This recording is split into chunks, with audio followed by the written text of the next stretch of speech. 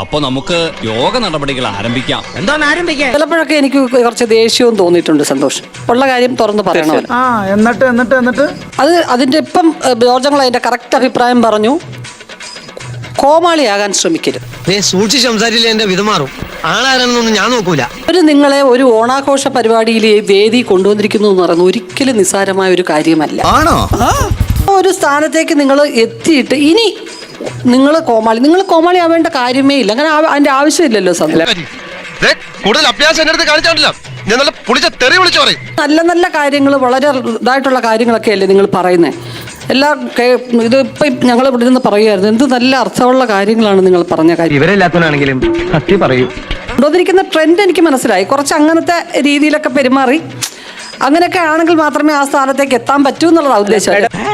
നീ അങ്ങനെ പറയൂ. കൊണ്ടുവന്നിരിക്കുന്ന ട്രെൻഡ് എനിക്ക് മനസ്സിലായി. കുറച്ച് അങ്ങനത്തെ രീതിയിലൊക്കെ പെരുമാറി അങ്ങനെയൊക്കെ ആണെങ്കിൽ മാത്രമേ ആ സ്ഥാനത്തേക്ക് എത്താൻ പറ്റൂ എന്നുള്ളതാണ് ഉദ്ദേശം. എന്നെ മനഃപൂർവ്വം കരിവാരിത്തേക്കാൻ കുറച്ച് ആൾക്കാർ ഇറങ്ങിയിരിക്കുകയാണ്. ചെറിയ കാര്യം ഞാൻ പറയട്ടെ. ഇപ്പൊ നമ്മള് ചെറിയ കുട്ടികൾക്ക് ഈ കുറച്ച് കയ്പുള്ള മരുന്ന് കൊടുക്കുമ്പോൾ ഈ കയ്പ് കൊടുത്തതിന് ശേഷം മധുരം കൊടുക്കും.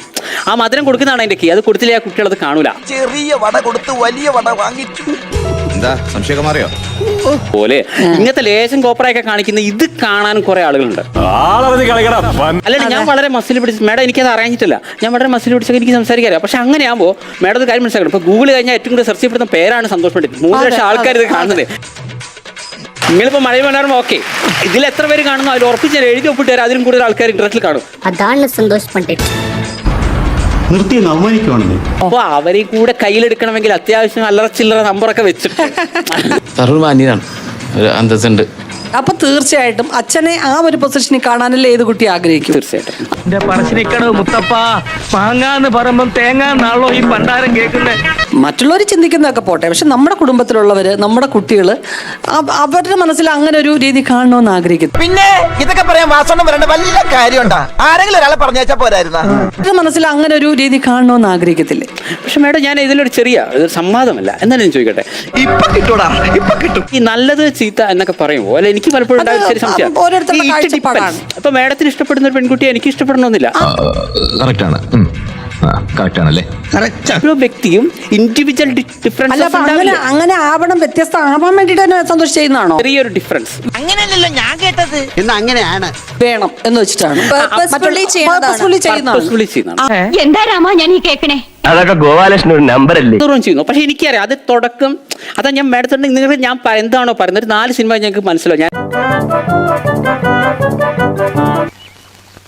ദൈവമേ വടിയായ അളിയാ. ഇപ്പൊ തന്നെ മേഡം എനിക്ക് ഇതിനെ എതിർക്കുന്നവരുടെ എണ്ണം കുറഞ്ഞില്ലേ? മേഡം ഇത് 3 ഇപ്പൊ മിനിമോന്റെ അച്ഛൻ വന്നു, 4ാമത്തെ സിനിമ വന്നു. മേഡം നോക്കിക്കോളൂ, എല്ലാം പറയും സന്തോഷ് പണ്ഡിറ്റ് പറഞ്ഞാണ് ശരി. Madam to win we want friends, we want a decision of we want enemies എന്നാണ്. വിജയിക്കാൻ സുഹൃത്തുക്കൾ വേണം, വൻ വിജയം ശത്രുക്കൾ വേണമെന്നാണ്. വരെ എതിർക്കും. അതിന്റെ ഇടയിൽ നമ്മൾ വിജയിക്കുമ്പോൾ എല്ലാം പറയും സന്തോഷ് പണ്ഡിറ്റ് ചരിത്രം സൃഷ്ടിച്ചു. പുലിയാണ് കേട്ടാ. ലക്ഷത്തിൽ ഒന്നേ കാണും ഇതുപോലൊരു ഐറ്റം.